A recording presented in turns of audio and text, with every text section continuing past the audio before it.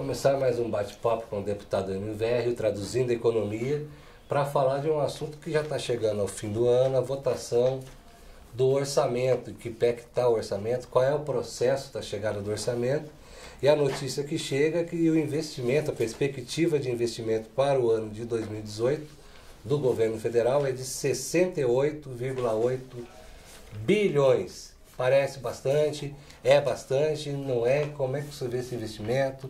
Como é que funciona essa coisa do orçamento? Conta para o nosso pessoal. Olha, o Brasil é um dos países mais avançados no seu sistema de planejamento público. Tem 3 peças que são de extrema importância. Um chama Plano Plurianual, PPA. O outro chama Lei de Diretrizes Orçamentárias, é o LDO. E depois o orçamento, que é a LOA. São 3 etapas. E não é ao mesmo tempo, que é importante que a população entenda. O que é o Plano Plurianual? O prefeito, o governador, o presidente da República, quando ele é candidato, ele propõe várias coisas ao país. Então, no primeiro ano do seu mandato, ele monta para os 4 anos, ou seja, os 3 primeiros anos do seu mandato e o primeiro ano de outro mandato, aquilo que ele prometeu. É o Plano Plurianual. Então ele escreve ali, olha, no primeiro ano eu vou fazer isso, segundo, terceiro e quarto, de uma maneira muito geral. É a forma como ele... Desculpa interromper, coisa que o Temer não tem, né? Não, o Temer não tem nada disso. Tá. Isso que funciona no sistema. Depois, no segundo momento, tem a Lei de Diretrizes Orçamentárias, que no caso da União, o governo tem que mandar no primeiro semestre aqui para a Câmara dos Deputados, né, para o Congresso Nacional, e a gente tem que votar no primeiro semestre ainda o quê? O que o governo está pensando como vai ser o ano de 2000, no nosso caso 2018, qual vai ser a inflação, o que ele espera arrecadar, uma geral, como ele está pensando o que vai ser a economia em 2018. Isso tem que ser aprovado no Congresso Nacional. E depois, no segundo semestre, o governo manda o orçamento, a Lei Orçamentária Anual. Esse orçamento é aquilo que ele espera arrecadar e onde ele vai gastar no ano seguinte, 2018. Isso passa por uma comissão, que é uma das comissões mais importantes do Congresso Nacional, que é a Comissão Mista de Orçamento, que é composta, como diz o nome, de deputados e senadores. Essa comissão se organiza em várias subcomissões da agricultura, da infraestrutura, da saúde, da educação. Depois que aprova na comissão, vem para a votação do Congresso Nacional, onde senadores e deputados votam juntos e aprovam. O governo organiza uma peça e manda para cá. Nessa peça ele distribui lá, eu vou gastar tanto com habitação, tanto com... agricultura, tanto em saúde, tanto em educação. E esse dinheiro vai vir daqui e dali. Exatamente. Isso aí cabe a nós, deputados e senadores, discutirmos. Temos ótimos assessores técnicos na casa que vão avaliar junto conosco se dá para melhorar a receita, se a receita deve ser diminuída ou não. Nós analisamos e fazemos um debate político da peça. E aí nós votamos e essa peça que é votada volta para a mão do presidente da República, que ele pode até vetar uma coisa ou outra. Deputado, nós estamos no momento político da discussão da peça? Nós estamos exatamente no momento político onde a Comissão Mista de Orçamento, através das suas subcomissões, estão debatendo essa peça orçamentária que o Temer mandou para cá e que, depois de aprovada no Congresso, será executada no decorrer do ano que vem. E qual é a avaliação dessa peça, de uma maneira geral, que o senhor faz? Porque eu estou vendo aqui, tem só na área rural, o corte da reforma agrária era 800 milhões em 2015 e vai para 34 milhões em 2018. Exatamente, mas é pior. Na verdade, o que está acontecendo com o orçamento é aquilo que várias vezes nós conversamos aqui, Jonas, que é a destruição do Estado brasileiro. A primeira proposta que o Temer colocou para votar aqui depois do golpe foi aquela chamada Emenda Constitucional 95. O que essa emenda fala? Que a peça orçamentária, o orçamento de 2018, tem que ser o orçamento de 2017 mais a inflação. A inflação vai ser 3,5%. Acontece que com a crise que o Temer forçou a acontecer no Brasil, as empresas não vendem, não pagam impostos, a arrecadação vai cair. E o corte do orçamento naquilo que é de extrema importância para o desenvolvimento do Brasil será gigantesco. Você citou aí a questão da reforma agrária. Eu estou vendo aqui, ó. 10%, a reforma agrária, por exemplo, 10% do que foi gasto no ano anterior está previsto para gastar agora. Você viu aí o número? De 800 milhões vai cair para quanto? Para 34 milhões. De 800 milhões que era previsto no ano anterior, a previsão para o ano que vem, 34 milhões. O investimento, que você colocou, número bonito, 84 bi, 68. 68 bi. Não é nada.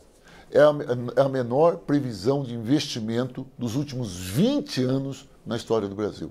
Ou seja, o Temer, ele ocasionou uma crise econômica e política tão grande no Brasil que as empresas estão quebrando, as pessoas estão desempregadas e a União, que através do seu orçamento ser um instrumento de desenvolvimento na medida que ela investir em grandes obras, na reforma agrária, na saúde, na educação, ele cortou. Ou seja, esse orçamento é a prova que ele criou uma grande crise econômica e que o ano que vem a crise será maior ainda. Você pode ver esses números, é a prova que o país vai parar no ano que vem. Não, e assim, a segurança pública, corte enorme no orçamento, defesa nacional de 13,2 para 4,1. Então nós podemos pegar até, já que você está afirmando isso, algumas questões maiores, por valores, não por importância. O PAC. O PAC, por que o PAC é fundamental? O PAC é o dinheiro da União, do BNDES, que é o nosso grande banco de fomento, é o dinheiro de parceria com os grandes empresários nacionais para fazer grandes obras para o desenvolvimento do Brasil. São obras estruturantes, que geram emprego, geram impostos e que foi revolucionário no governo Lula e Dilma. Qual é o valor que era o PAC o ano passado? 36. Agora vai ser quanto? Em quanto? 1,98. 33 bilhões. Era? Caiu para 1,98. Vocês imaginaram de 33 bilhões que foi executado no PAC anteriormente, vai cair agora para menos de 2 bilhões. Ora, se o papel do PAC é gerar desenvolvimento, emprego, renda, impostos, quando você diminui o investimento do PAC, você não cria nada disso e aumenta a crise ainda mais. Estou falando do PAC. Agora, vamos falar de segurança, de defesa nacional. Tudo isso foi cortado mais da metade. Os valores são insignificantes, tal a demanda que o Brasil tem hoje. Aí eu poderia falar de forma mais direta, numa área que eu tenho um cuidado muito especial, que é a área, por exemplo, da área rural. Nós falamos da reforma agrária, que ele cortou tudo, ficou 10% do valor. Mas tem dois projetos muito importantes que ajudam muito a agricultura familiar, que ajudam muito as pequenas cidades, que é o Programa de Aquisição de Alimentos, o PA. Esse PA foi criado pelo Lula. Imagine a prefeitura que precisa comprar alimentos para a merenda escolar, para o asilo, para a escola. Ela pode comprar da cooperativa ali, das associações, dos moradores ali da cidade. O pessoal que faz um pão, faz uma rapadura, que faz um suco, que produz ovos, pode comprar dali. E isso ajudou muito, primeiro, o município a comprar produtos de boa qualidade com bons preços e gerou muito emprego e qualidade de sobrevivência das pessoas. Se você pegar aí o PA de 609 milhões que isso tivemos no passado, caiu para quanto? 750 mil reais. Gente, 750 mil reais é muito dinheiro para mim, para o Jonas, para você que está me assistindo. Para uma prefeitura já não é nada. Imagine o orçamento do Brasil. Para você ver o seguinte, o programa de aquisição de alimentos está sendo extinto com esse valor que está sendo colocado no orçamento. Mas, por outro lado, deputado, também vejo aqui que a história, assim, afinal de contas, o agronegócio carrega o Brasil nas costas ou não carrega?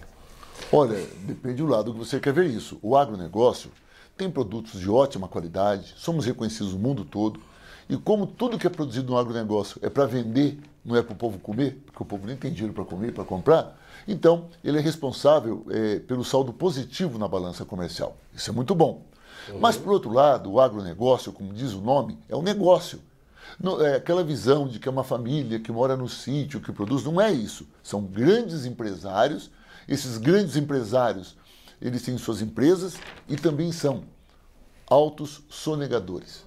A verdade é que o Temer, para se manter no poder, tem feito projetos aqui para isentar esses grandes empresários do agronegócio de grandes dívidas. Por exemplo, a isenção do Fundo Rural agora que ele está fazendo, ele está diminuindo pela metade o valor do Fundo Rural, que era 2,4%, vai cair para 1,2% sobre o que é produzido no ano, já diminuiu, e vai isentar a dívida de Fundo Rural que esses grandes latifundiários têm. Sabe o que significa esse dinheiro? 10 bilhões de reais que o setor do agronegócio deve ao Brasil e não vai pagar. Olha só, tem os números importantes que foram colocados aí, né? Pode. Porque assim, apresenta assim, ó, dados da propriedade geral da Fazenda Nacional mostram que pouco mais de 4 mil proprietários de terra devem 906 bilhões. Exatamente. Olha, bilhões. Olhem só. Se for pela média, vai. dá mais de 50 milhões por devedor. Por devedor. Imagine se um deles pagasse 50 milhões e nós colocássemos esses 50 milhões de um deles, desses mais de 4 mil, no programa de aquisição de alimentos do Brasil, nós iríamos melhorar a vida de centenas de milhares de pequenos produtores, da agricultura familiar e a qualidade de vida das nossas, que a maioria, pequenas cidades brasileiras. De 50. Agora imagine 4 mil. Então vejam, eles produzem, eles recebem, mas não pagam os impostos. Ao mesmo tempo que o trabalhador, ele produz, ganha pouco e seus impostos já vêm descontados na folha de pagamento. Aliás, deputado, se mexesse nas benesses, tipo parcelamento de 20 anos de dívidas de CPF, CNPJ, INSS, Previdência Social, IBAMA, Banco Central, se mexesse um pouco nessas benesses e nessas dívidas perdoadas, dava para melhorar o orçamento aí, não dava? É incomparável. Na verdade, o que nós temos no país é que rico não paga imposto. E isso fica muito mais claro quando analisamos o orçamento, para onde estão sendo destinados o dinheiro desse orçamento, e ao mesmo tempo, você viu que está sendo votado na Câmara dos Deputados. Por exemplo, o Refis. O que é Refis? É um reparcelamento da dívida dos grandes empresários brasileiros e também de grandes devedores individuais. Esse refis que estão fazendo, parcelando em 20 anos para pagar, isentando em 90% da multa e dos juros, isso tudo dá um prejuízo no Brasil de mais de 400 milhões de reais de prejuízo. Ou seja, o pobre paga o imposto em dia, porque quer manter o nome limpo. O rico, que tem advogado, não paga, discute na justiça, aí vem um refis como esse e isenta do pagamento centenas de milhares de milionários. Esse dinheiro, se fosse arrecadado, seria colocado nesse orçamento para a segurança pública, que é um grande problema e está sofrendo um corte gigantesco de mais de 80%. Poderia ser utilizado, por exemplo, para a defesa nacional. E onde é que está esse dinheiro hoje? Na mão dessas pessoas. E, nos próximos dias, será votado aqui na Câmara dos Deputados esse reparcelamento, a isenção da dívida desses grandes devedores. Se esse dinheiro, todo ele, do agronegócio, que não pagam, conforme você citou, dos grandes empresários que não pagam, que estão aqui na forma do refis, fosse arrecadado, fosse cobrado e colocado no orçamento brasileiro, o Brasil, sem dúvida nenhuma, mesmo com as dificuldades políticas que tem, seria muito melhor. Agora, é claro, seria melhor ainda se não tivesse ocorrido o golpe, seria melhor ainda se nós tivéssemos, caso tenha ocorrido o golpe, tivéssemos eleições diretas ainda esse ano, eleito um novo presidente da República, teríamos melhorado a credibilidade política e econômica do Brasil e o Brasil poderia voltar a desenvolver-se. Nesse cenário, onde se privilegia bancos, se privilegia agronegócio e os grandes empresários não cobrando seus impostos, onde você desincentiva o pequeno empresário a crescer, aumenta o desemprego, não tem arrecadação, consequentemente não tem dinheiro para o orçamento e a consequência disso, um 2018 pior do que o ano de 2017. Eu tenho uma dúvida ainda aqui que eu preciso perguntar. O dinheiro assim, de vender a Eletrobras entra onde aqui? Resolve o quê? Infelizmente, não resolve nada. Porque o dinheiro da Eletrobras vem para cobrir... Eu costumo usar o seguinte, é como quando chega o meu salário no final do mês. É uma gota numa chapa quente. E se a Eletrobras continua, ela é uma empresa que continua desenvolvendo tecnologia, continua nos ajudando a desenvolver inovações que permite fazer com que o país tenha energia mais barata, melhore a qualidade de vida da população e faça com que seja parceira do desenvolvimento do Brasil. Ela é importante quanto estatal. Quando você privatiza, isso vai na mão de uma empresa privada, que vai usar o conhecimento acumulado desses servidores, a sua história dessa empresa, para o quê? Para aumentar o lucro. Então, a privatização de uma empresa como essa, nada mais é do que trocar o presente, aliás, de priorizar o presente em relação ao futuro. Você acaba com o futuro do Brasil nessa área. Mas no presente, vai pegar um dinheirinho, vai lá, cobra a conta estourada, mas amanhã a conta vai estar estourada de novo. Não é a privatização que vai resolver o problema da crise do Brasil. É todo um rol de soluções políticas e econômicas que farão isso. As 57 privatizações que o Temer anunciou, né, que está sendo passado pelo BNDES, de cara não ajuda o país. O BNDES, que é o maior banco de fomento que tem, que é importante para financiar a indústria, para gerar emprego, ele tem na sua conta 180 bilhões que seria usado para ajudar a financiar a indústria, que a indústria gera emprego. O que é que o governo vai fazer? Vai pegar os 180 bilhões do BNDES para colocar no caixa do Brasil, que vai ser aquela gotinha na chapa quente. Esse dinheiro some, paga banco, o banco fica contente com o Temer, ajuda o Temer aí nas sacanagens que ele faz pelo Brasil, e o BNDES fica sem dinheiro para desenvolver a indústria brasileira.